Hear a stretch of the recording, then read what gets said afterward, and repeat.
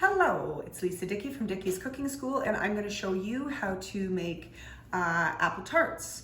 And so this is what we have. We have an apple peeler.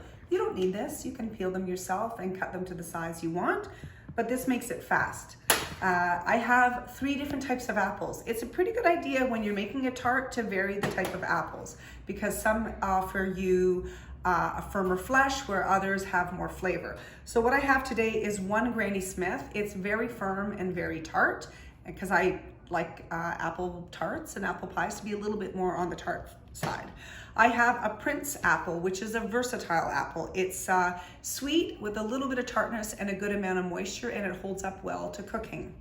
And the final apple is my all-time favorite, is Macintosh. I love the flavor. It's got a high water content. The only thing about it is when you cook these apples, they really pulp down quickly, so they break down. So if you're using something like this, which it peels and slices it into pretty small pieces, you're gonna find that this gets pretty pulpy. So what we're gonna do is we're gonna knock off these 6 apples, and we're gonna fry them or saute them in a pan with butter, brown sugar, cinnamon, of course. And at the end, we're gonna add a little bit of rum because I like the flavor of it. You could also consider bourbon or scotch or none at all. And I'm gonna taste the apples. If they're a little bit too, if they're too sweet for me and not tart enough, I might squeeze in a bit of lemon juice, but I gotta test it then. So let's get started.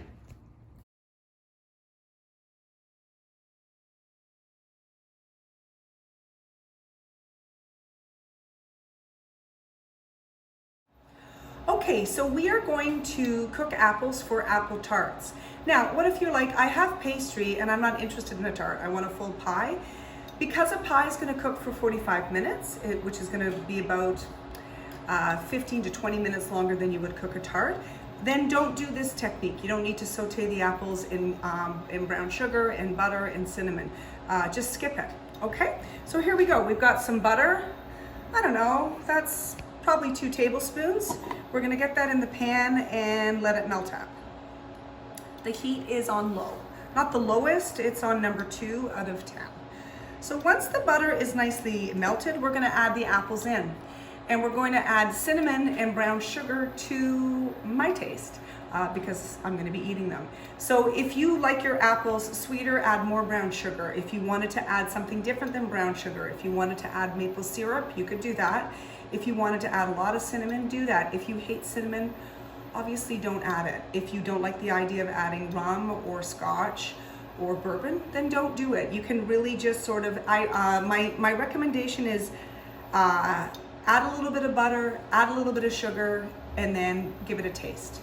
And then modify it to that. But for me, for my purposes, I've got 6 apples. I'm probably gonna add about half a cup of brown sugar, maybe a little bit of more. Like I said, I've got 2 tablespoons of butter, and I'm gonna add about a tablespoon of rum, and I'm gonna probably squeeze in some lemon, but I haven't tasted them yet. Okay. Okay, now we're gonna add the apples in.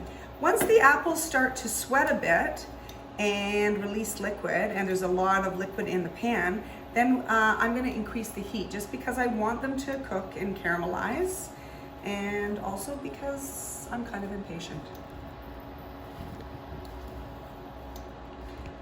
There's a couple here with some skin on them that I missed.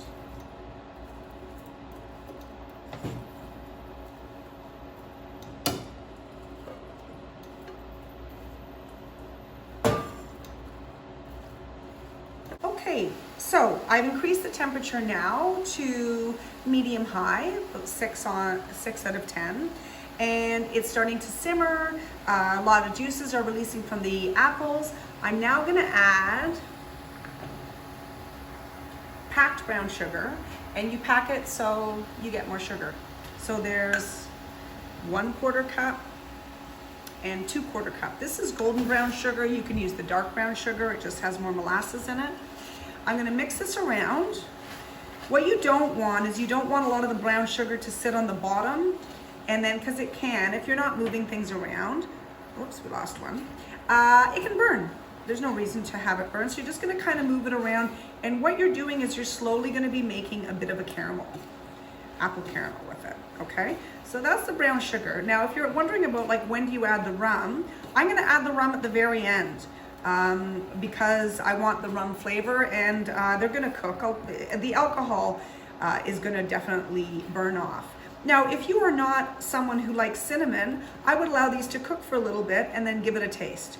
Okay, you wanna make sure it's sweet enough. If it's not sweet enough, then add more sugar, okay? Or you could add a bit of maple syrup if you wanted. Keep in mind that the maple syrup is a liquid, so you're gonna have to simmer off some of that water because you don't want your apples to be too soggy with liquid because they're going to make your pastry really soggy and not cook through. So that's simmering up. Now I'm gonna add some cinnamon. I like cinnamon, so I'm gonna add a lot. I'm gonna sprinkle it and stir it around, and in a little bit, I'll give it a taste.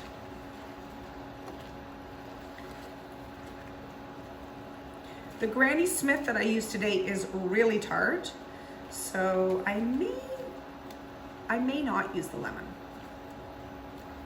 Okay, if you can see here, there is a lot of liquid in the bottom here. Okay, we want that to simmer down and we want that to reduce. If you put this in a tart shell right now, that liquid would totally saturate your pastry. You don't want that. Oh, I'm really tossing these out. Okay, we're gonna let this cook for another 10 minutes. If you wanted to, you could reduce the heat to 1 or 2 or your lowest setting, and you could cook it for much longer. And basically in the same way that you would make a caramelized onion, you could make a caramelized apple. So it's really sweet. The liquid is slowly drawn out and it slowly kind of browns, and almost, it's a little candy-like. It's lovely. Okay, we're gonna check back in 10. Okay, I want you to just see the sauce on the bottom of the pan. That's really nice and thick and it's caramelized. And these, believe it or not, I didn't need any lemon, and normally I like a lot of it. So I am actually just gonna toss in a bit of rum.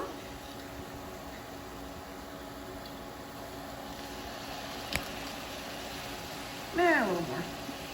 And I'm gonna give it a couple of moments just to simmer down.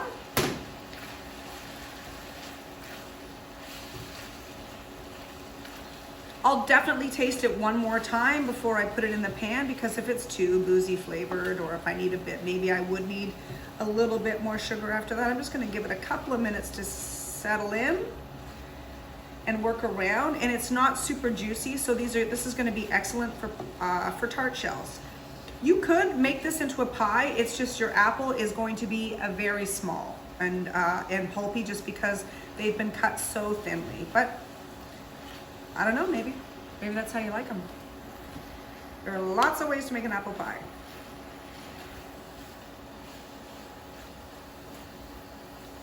And I'm gonna say that is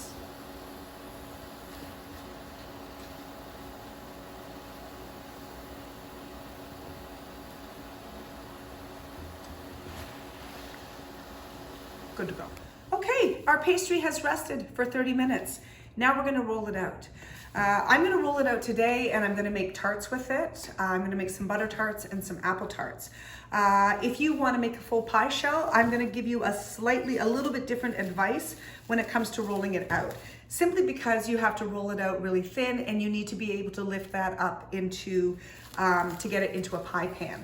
When you're cutting pastry out for tarts, your pastry cutter is going to basically lift it up, and it's not really hard to get it out.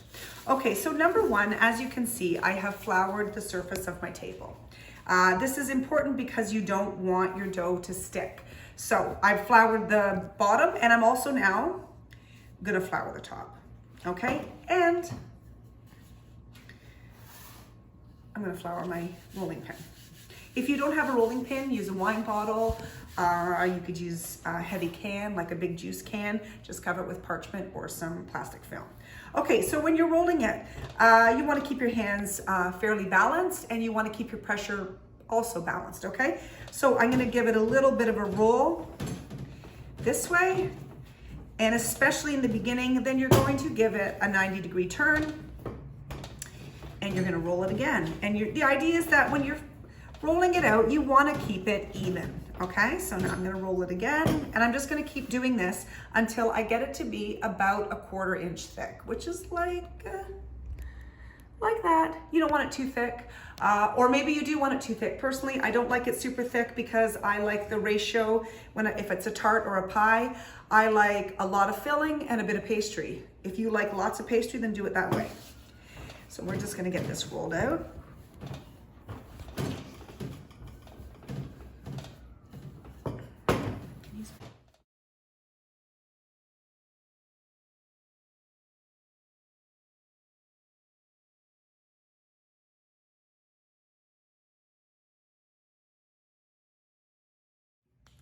Okay, so with our pastry recipe, we filled 24 standard muffin tins. Just so you know, you need a 4-inch cutter for this. If you do not have a 4-inch cutter, look for a can lid that's 4-inch, or a plastic cup or a plastic container that's 4-inch. You can improvise. My only caution against using a 4-inch glass is that because it's pretty aggressive twisting to get it off, you wouldn't ever want, obviously, a piece of glass to chip and get into your pastry, because sad times when you perforate your larynx. Just one other thing is that you need to really spray this when you're making tarts like this. Especially, I've got butter tart and apple tart here. There's syrup that can bubble up and slip down, and it's terrible to try to dig it out. So number one, don't overfill your shells, and number two, make sure you spray them. If you don't like using cooking spray, a cooking oil, really heavily coat it with butter or something. Okay, we're gonna fill these up. Preheated oven, 350, and you're gonna have tarts in 20 to 25 minutes. If your oven is unpredictable, please turn your tarts every 8 minutes or so, just to make sure that they cook evenly. All ovens have a hot spot, and mine oven is no different. I hope you enjoyed this pastry lesson. I hope you make apple tarts or butter tarts or some other magnificent tart. Thanks a lot. Thanks for watching. I'll see you later.